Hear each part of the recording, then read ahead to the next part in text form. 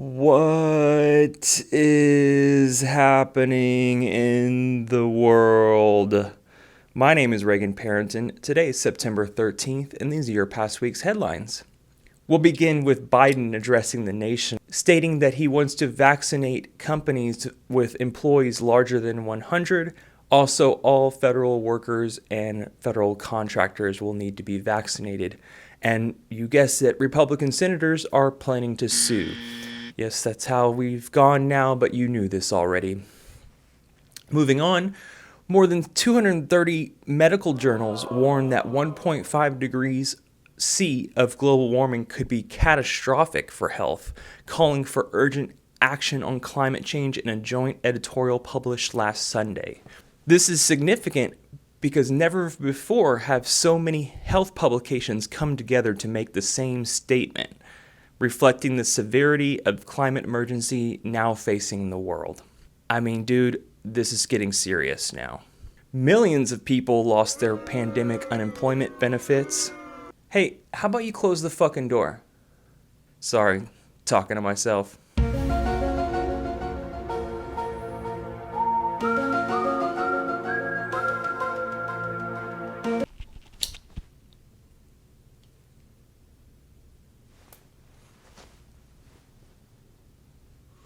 Oh, don't worry, this is a hemp cigarette. It's healthy. It's a healthy smoke. That new Matrix trailer, though, am I right? Am I right? Am I crazy? We don't use that word in here. One pill makes you larger, and one pill makes you small, and the ones that mother gives you. It's just a story of Neo that keeps repeating over and over. Are you the one? Are you the one? North Korean leader Kim Jong-un is calling for urgent action on climate change in a bid to tackle abnormal weather that he blames for the nation's crippling food shortage. Kim Jong-un's like, climate change? Virus? Fuck me? Fuck you! Did you know that a Chinese company and AstraZeneca, who I delivered food to, offered them vaccine doses? They turned them down, saying they'll do it their way, the North Korean communist way. Like 40 million people traveled over Labor Day weekend, spreading the virus everywhere, and 252,000 child COVID cases were reported last week because it's airborne, duh. Myanmar has a revolution brewing with a shadow government. So if you're bloodthirsty, you can go there and join the resistance. I don't know. Sounds kind of fun. It would be an absolute thrill. Surely you could write a book about it. But then you can also just wait a few years until we go full-blown anarchy, and personally, I would have no problems eliminating this man. Another video shows the same Just boom! Lights out. I would not even hesitate. This man shouldn't even exist. And another one I saw wearing a Trump lanyard at the grocery store the other day. Like that, no. And that brings us to our poll. A Gallup poll was released, or was another, one of those poll rating things, said that basically 90% of people can't see the other side agreeing. We're so divided now, and most people see the country in a downward trajectory. That's a great sign. I've already spoken about this, but I'm just going to repeat it. Pope Francis, the Archbishop of Canterbury, and the spiritual leader of the Orthodox Christians issued a joint statement on Tuesday pleading for delegates in the upcoming climate summit, aka COP26, to listen to the cry of the earth and take strides against climate change. This is unprecedented because all three leaders came out and said this at once. And they're all self-appointed religious leaders. Nepotism. Oh, but they're not talking about these photos of a new sprawling Amazon warehouse in Mexico surrounded by deteriorating shacks that have gone viral as the tech giant continues to expand its footprint internationally. It's okay, we'll have these places as shelters and by the end of the decade.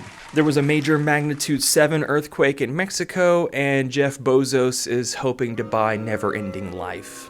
Yes, Bezos has reportedly invested in Alto Labs, a secretive anti-aging startup. Let me hear you say, doom! Polar bears are inbreeding due to melting sea ice, posing risk to the survival of the species, scientists say. Researchers found up to 10% less genetic diversity in the last 20 years. Kamala went to Mexico and is talking with Mexican leaders about economic policy, trying to address inequality.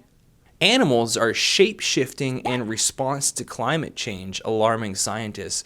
Wood mice have larger ears, Australian parrots have bulkier bills, and the shifts are happening very quickly in a geological and evolutionary timescale. Oh, but Olivia Munn and Jennifer Lawrence are having their first baby. Oh, won't get to live very long.